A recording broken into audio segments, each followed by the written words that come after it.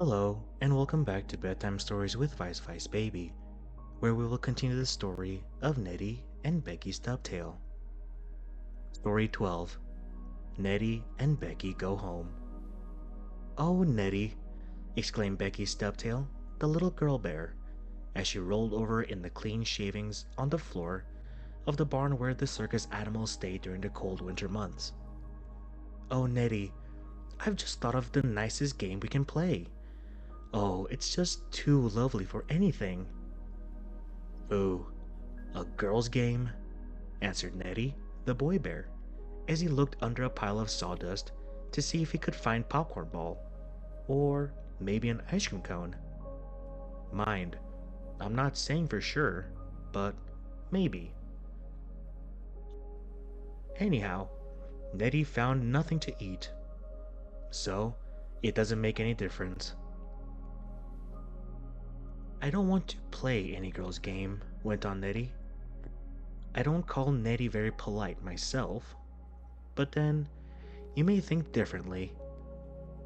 Beckie looked sort of disappointed, and her paws, in which she was holding Mary Ann Puddingstick Clothespin, her rubber doll, trembled a little, and Beckie thought for sure she was going to have to use her pocket handkerchief, which is just the same of your handkerchief, to wipe away her tears. For Beckie was lonesome, and she wanted her mama, and the little girl bear wished she hadn't run away from home with her brother to go with the professor and George the big, tame, trained bear with the ring in his nose. Yes, indeed, Beckie was sorry she had run away. I guess Neddie was sorry too. After pawing about a bit in the sawdust, he looked at his sister, and when he saw her lips quivering and that she was trying to reach for her handkerchief without him seeing it, then Neddie did what he should have done at first and said, "Oh well, Beckie, maybe a girl's game would be nice after all. We aren't doing much here. Tell me about it." "I will," said Beckie, and she brightened up and smiled as well as a girl's bear can smile. And she patted her little rubber doll and said, "Now, Neddie, just as soon as Mary Ann Puddingstick Clothespin is asleep, I'll tell you about the trick I thought up all by myself." So, Neddie waited until the rubber doll could close her eyes and go fast, fast asleep. It took some time. "Well, isn't that doll asleep yet?" asked Neddie after a bit. He was anxious to know what trick Beckie was going to tell about. "Hush! Yes, she's asleep," said the little girl bear.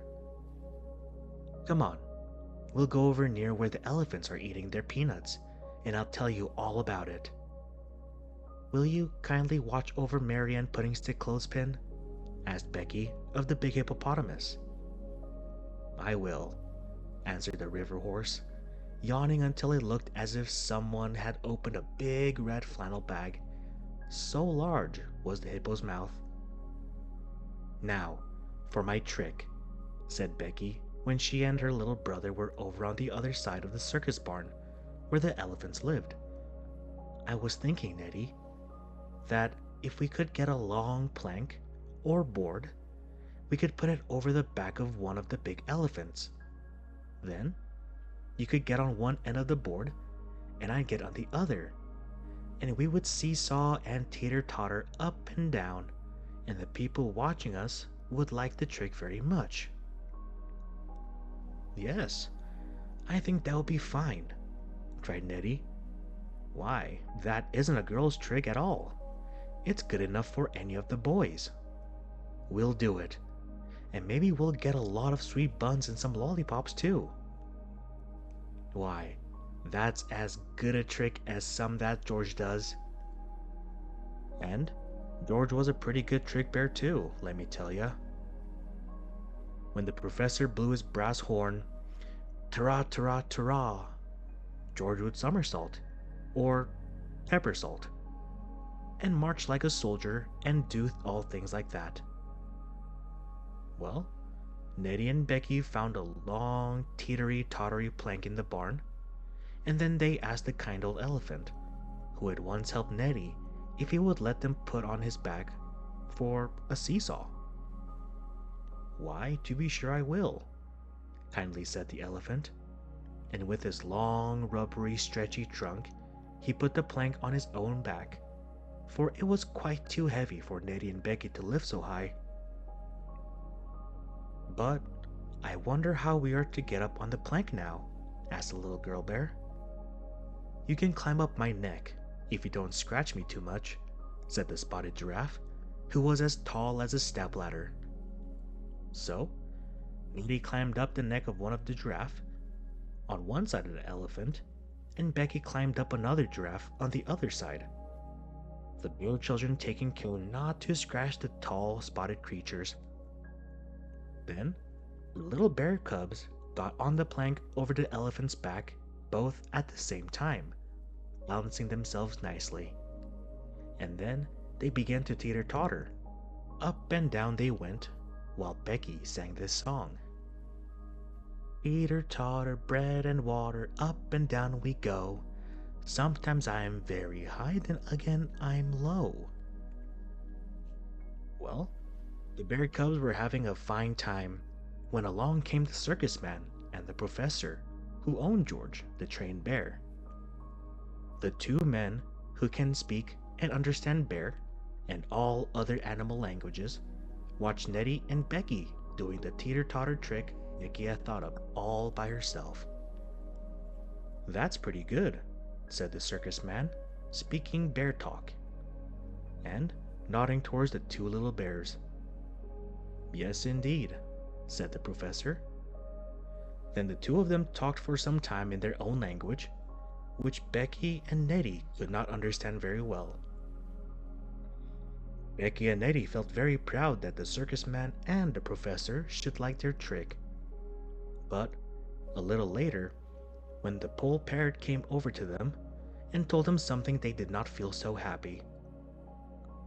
Pole parrot said, "Oh, you don't know what I heard. I heard those two men talking about you two little bears, and I can understand man talk, and talk it myself, you see." "What did they say?" asked Neddie, sliding down off the teeter-totter. That let Beckie come down suddenly with a bump. But she fell on a pile of soft shavings, so she did not get hurt in the least. "What did they say?" asked the parrot. "Why, I heard them say that they were going to dress you two bears up like clowns and make you go down south where it's warm weather, even if it's winter up here. Down there, the professor is going to take you and George and an elephant and make you do that seesaw trick. Oh, you're going to be taken away from here." Beckie and Neddie looked at each other. They had never thought such a thing would happen when they did their little trick. "Oh dear," cried Beckie, as she thought of going further and further away from her home and her mama. "I wish we'd never run away, Neddie." "So do I," exclaimed Neddie. "But I'll not let them send us down south. Listen, Beckie, we must run away again, only this time we'll run back home." "Oh goody," cried Beckie, clapping her paws. "Come on, right away," said Neddie. "We'll go before the professor and the circusman sees us." So, the two little bear children slipped out of the back door of the barn. They wished they could kiss George, the big kind bear, goodbye, but it was impossible, which means you can't do it. Oh, how fast Neddie and Beckie ran! Over the fields and through the woods they went, until the circus barn was left far, far behind. And finally, just as night was coming on, the two little children bear reached the cave in the side of the hill where they lived, and they were safe home again. And oh, how glad their papa and mama and Aunt Piffy, the fat bear lady, were to see them. And of course, Mr. Whitewash the polar bear and Uncle Wigwag, the trick-playing bear, were glad also. And oh, such a good supper Neddie and Beckie had. "We're never going to run away again," they said. So, that's all to this story. But in the next one, if the dog barking at the moon in our backyard doesn't take off his collar and tie it on my pussycat's neck, I'll tell you about Neddie Stubtail and Little Wuzzy Fuzzy Tail. Thank you for tuning into this episode of Bedtime Stories with Vice Baby. I hope you all have a good night and sweet dreams.